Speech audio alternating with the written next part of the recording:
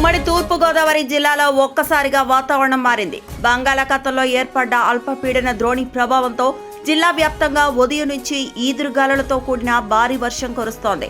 దీంతో గత కొద్ది రోజులుగా బాణుడి ప్రచండ ప్రతాపానికి సతమతమైన జనం కాస్తంత ఊపిరి పీల్చుకున్నారు. దాదాపుగా 40 డిగ్రీలకు పైగా నమోదైన ఉష్ణోగ్రతలు తగ్గి ప్రజలు ఉపశమనం పొందుతున్నారు. ఈదురుగాలులతో కూడిన వర్షం కారణం పలు ప్రాంతాల్లో విద్యుత్ సరఫరాకు అంతరాయం ఏర్పడింది. గ్రామీణ ప్రాంతాలు, పట్టణ ప్రాంతాల్లో చెట్లు విరిగిపడ్డాయి. మరోవైపు అకాల వర్షాలతో వరి రైతులు ఆందోళన పడ్డారు. ఖరీఫ్ సీజన్ కోతలు తుది దశలో ఉన్న ప్రాంతాల్లో వరి చేలు నేలకొరిగాయి. కోతలు పూర్తి చేసిన కొందరు రైతులు ధాన్యం రాశులను కళ్ళల్లోనే ఆరబోయడంతో వర్షం కారణంగా తడిచిన పరిస్థితి ఏర్పడింది. ఉమ్మడి తూర్పుగోదావరి జిల్లాలో అకాల వర్షాలపై తాజా పరిస్థితి మా ప్రతినిధి శ్రీధర్ వివరిస్తారు.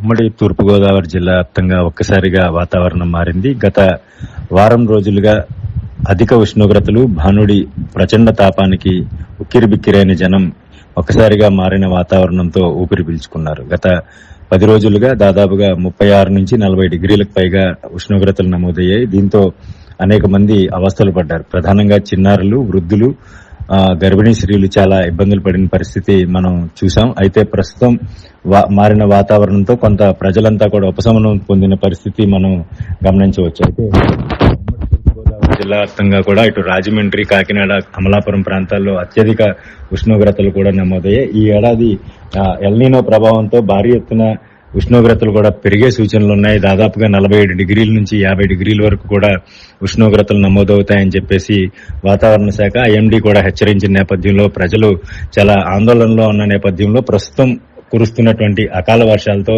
మొత్తం వాతావరణం అంతా చల్లబడింది. ఒక్కసారిగా ప్రజలు చాలా దీన్ని ఆస్వాదిస్తా ఉన్న పరిస్థితి కనిపిస్తా ఉంది. అయితే అకాల వర్షాలతో ప్రస్తుతం అయితే ఉమ్మడి తూర్పుగోదావరి జిల్లా వ్యాప్తంగా కూడా కొంత జనజీవనం స్తంభించిందని చెప్పాలి. ఎందుకంటే ఉదయం ఆదివారం కావడంతో ఉదయం మార్కెట్కి వెళ్లే వాళ్ళు కావచ్చు, రకరకాల పనుల మీద బయటకు వచ్చి వెళ్లే వాళ్ళు కావచ్చు, వీళ్ళందరికీ కూడా కొంత అంతరాయం ఏర్పడింది.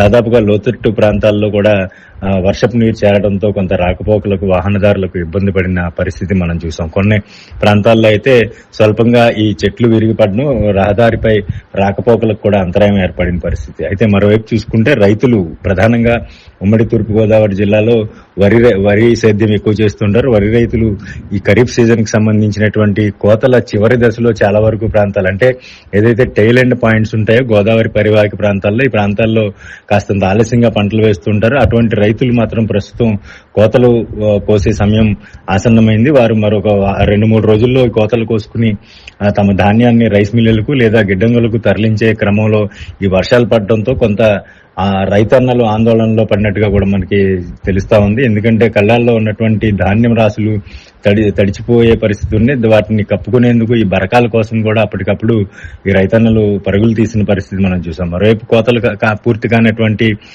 వరి చేలు మాత్రం ఇటు ఈ ఈదురుగాలులకు, భారీ వర్షాలకు నేలకొరిగిన పరిస్థితి అయితే ఉంది. ఈ నష్టం ఏమన్నా జరిగిందా, దీని మీద అంచనా ఏమన్నా వేస్తారా అనేది అధికారులు రేపు దీని మీద నిర్ణయం తీసుకునే అవకాశం కనిపిస్తోంది. ఏదేమైనప్పటికీ కూడా రైతన్న ఇబ్బంది పడినప్పటికీ ఇటు ఉమ్మడి తూర్పుగోదావరి జిల్లా వ్యాప్తంగా గత 10 రోజులుగా అధిక ఉష్ణోగ్రతలతో ఇబ్బంది పడినటువంటి ప్రజలంతా కూడా కాస్తంత ఊపిరి పీల్చుకున్న పరిస్థితి ఉందని స్పష్టం.